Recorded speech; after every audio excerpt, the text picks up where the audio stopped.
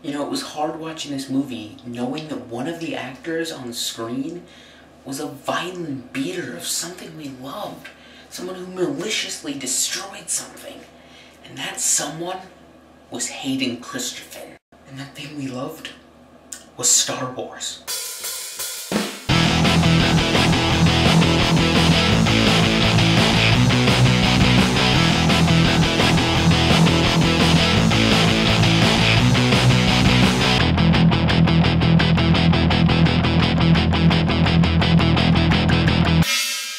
It's okay, Hayden. Shattered Glass was cool, and we all know that George Lucas is the main man responsible for Star Wars' downfall. Okay, so on to Takers. Takers was a movie that I really had no interest in seeing. I saw the cast and I was like, wow, this is very random. The premise looked very boring, looked very similar to last year's Armored, which I didn't really like much better.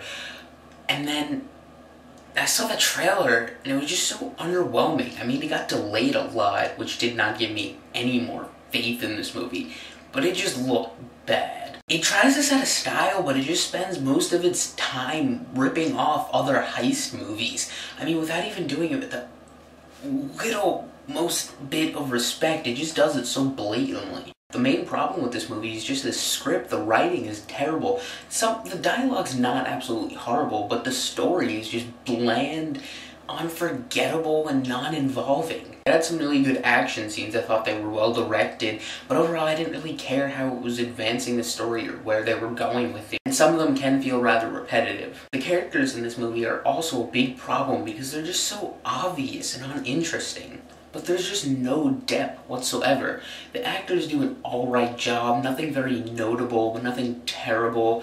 But I mean, they really just don't take the characters anywhere. Overall, Takers is just one of those cliche cream of the crap movies dumped at the end of the summer movie season purely because they had nowhere else to put it. There's no reason this movie needed to be made because it's been made much better many times before.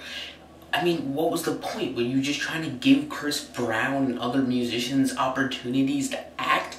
Hayden Christensen some redemption? I can't say his name. Paul Walker something to do between now and the next Fast and Furious? I mean, Matt Dillon's in this. I even think Matt Dillon is better than this. So overall, it's just a bland movie, but the heist scenes, while not adding any charm to the old trick, are fun to watch. And for that, you know, I will say this movie is about a rental. There's definitely no reason to see it in theaters. It's an alright movie. I'll give it a 5.5 out of 10. It's not one of the worst movies of the year so far. Nowhere near one of the best. It's one of those movies that we've had a lot this year, just smack dab in the middle between crap and okay or terrible. So don't see this movie in theaters. Hey, if you want to see a rapper turn movie star, don't watch this. Go watch something with Mark Wahlberg. Something that's not directed by M. Night Shyamalan. Or based off a video game. Isn't the other guy still out in theaters? Yeah, go ahead. That's fun.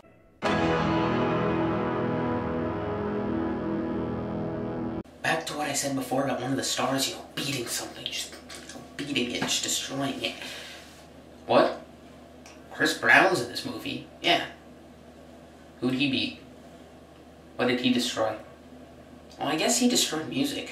Boom! Something, run it, I can't run it.